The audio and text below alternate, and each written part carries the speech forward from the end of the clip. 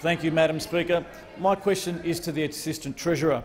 Will the Assistant Treasurer update the House on the government's commitment in the budget to reduce Labor's debt, and is the Assistant Treasurer aware of any alternative approaches? I call the Honourable Assistant Treasurer.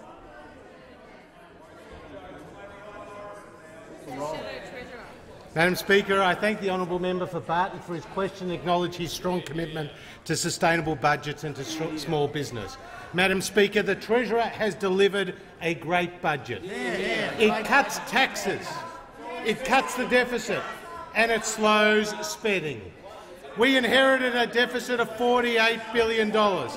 Next year it will be $35 billion, and in 3 years' time it will be just $7 billion. We have slowed the rate of real spending growth from 3.5% that we inherited to just over 1% today.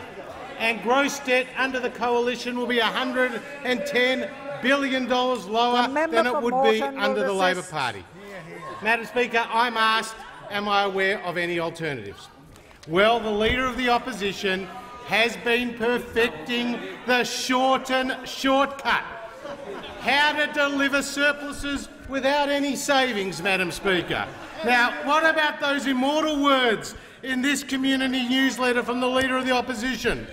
We have brought the budget back to surplus on time and as promised.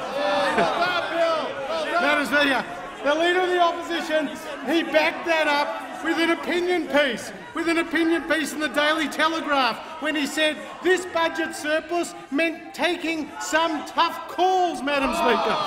Madam Speaker, there were no tougher calls than that mining tax, Madam Speaker, because in another fantastic interview, the Leader of the Opposition with Fran Kelly at the time was asked, but you also factored in $2 billion from the mining tax. The Leader of the Opposition, Fran, you can take that money to the bank. Madam Speaker, this is the Leader of the Opposition who has said if you don't know where you're going, any road will get you there. Madam Speaker, this is the Leader of the Opposition who has a $52 billion black hole. Madam Speaker, this is a Leader of the Opposition who wants to increase your taxes on super and who insulted 14 million Australians with superannuation accounts, calling it a legalised tax haven. And Madam Speaker, this is a Leader of the Opposition who just yesterday was asked 13 times to take responsibility for the debt and deficit that he left behind for the Australian people.